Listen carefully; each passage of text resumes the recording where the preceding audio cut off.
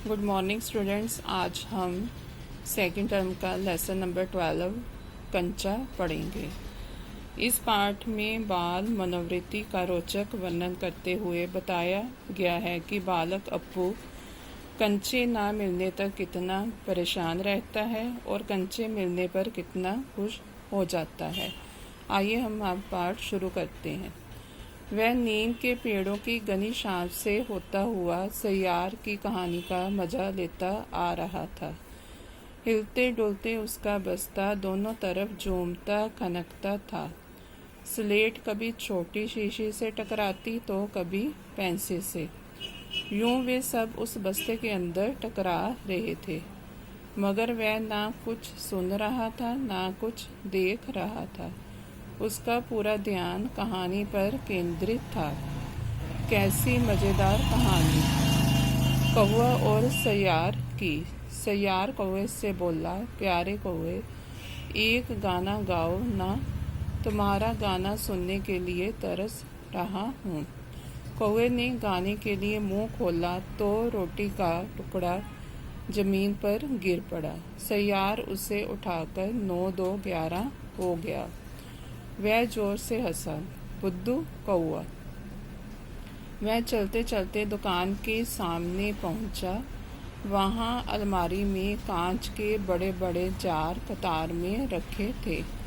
उनमें chocolate, peppermint और biscuit थे। उसकी नज़र उनमें से किसी पर नहीं पड़ी। क्यों देखे? उसके पिताजी उसे ये चीज़ें बराबर ला देते हैं। इसमें ये बताया गया है कि स्कूल जाते हुए अप्पू को अपने हिलते डुलते बस्ते का जरा भी ध्यान ना था। उसे बस्ते के अंदर स्लेट, शीशी और पेंसिल के टकराने की आवाज़ें भी नहीं सुनाई पड़ रही थी। उसके दिमाग में तो वही सैयार की कहानी घूम रही थी कि सैयार ने कौवे से गाना सुनाने का अनुरोध किया। कौवे ने गाना सुनाने के लिए जैसे ही मुंह खोला, रोटी का टुकड़ा गिर गया और सैयार उसे लेकर भाग गया। अप्पू ने हंसकर कहा, बुद्धू कौवा। चलते हुए वह दुकान के सामने पहुंच चुका था। अलमारी के भीतर कांच के जारों पर उसकी दृष्टि चली गई। अलमारी में रखे बड़े बड़े जारों में चॉकलेट, पिपरमेंट, बिस्कुट पर उसका ध्यान नहीं गया। उसे ये चीज़ें घर पर अक्सर खाने को मिल जाया करती थी। फिर भी एक नए जार ने उसका ध्यान आकृष्ट किया।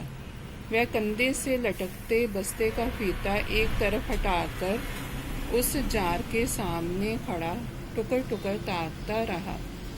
नया नया लाकर रखा गया है। उससे पहले उसने वह चीज़ यहाँ नहीं देखी है। पूरे जार में कंचे हैं, हरी लकीर वाले बढ़िया सफ़ेद गोल कंचे, बड़े आंवले जैसे। कितने खूबसूरत हैं। अब तक ये कहाँ थे? शायद दुकान के अंदर। अब दुकानदार ने दिखाने के लिए बाहर रखा होगा। उसके देखते देखते जार बड़ा होने लगा। वह आसमान सा बड़ा हो गया तो वह भी उसके भीतर आ गया। वहाँ और कोई लड़का तो नहीं था, फिर भी उसे वही पसंद था।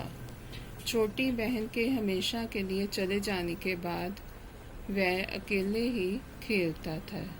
वह कंचे चारों तरफ बखेरता मज़े में खेलता रहा। तभी एक आवाज़ आई, लड़के, तू उस जार को नीचे गिरा देगा। वह चौंक उठा। जार अब छोटा बनता जा रहा था। छोटे जार में हरी लकीर वाले सफ़ेद गोल कंचे, छोटे आंवले जैसे। सिर्फ 2 जने वहाँ हैं, वह और बूढ़ा दुकानदार। दुकानदार के चेहरे पर कुछ चिड़चिड़ाहट थी। मैंने कहा ना, जो चाहते हो वह मैं निकाल कर दूँ। वह उदास हो अलग खड़ा रहा। क्या कंचा चाहिए? दुकानदार ने जार का ढक्कन खोलना शुरू किया। उसने निषेध में सिर हिलाया। यहाँ ये बताया गया है कि उसने नए जार में रखी नई चीज पर ध्यान अड़ा दिया। उसने ये चीज इससे पहले तो यहाँ नहीं देखी थी। पूरे जार में हरी धारियों वाले आंवले जैसे कंचे हैं। शायद इन खूबसूरत कंचों को दुकानदार ने दुकान के बाहर दिखाने के लिए रखा है। अचानक उसे लगा कि जार बड़ा होता जा रहा है और वह उसी के भीतर है। कोई और लड़का ना उन पर भी उसे वही पसंद था। उसकी बहन मर चुकी थी और वह अब अकेला था। कल्पना में खोया उसे लगा कि वह कंचे बखेरता मजे में खेलता जा रहा है। अचानक एक आवाज़ सुनकर वह चौंक गया। यहाँ वह और बूढ़ा दुकानदार ही थे। दुकानदार के पूछने पर कि क्या उसे कंचा चाहिए, उसने सिर हिलाकर मना कर दिया। हाँ, जार को छूने पर उसे कंचे छूने का एहसास जरूर हुआ। आज हम यहाँ तक ही करेंगे। नेक्स्ट पेज हम नेक्स्ट वीडियो में करेंगे। थैंक्स।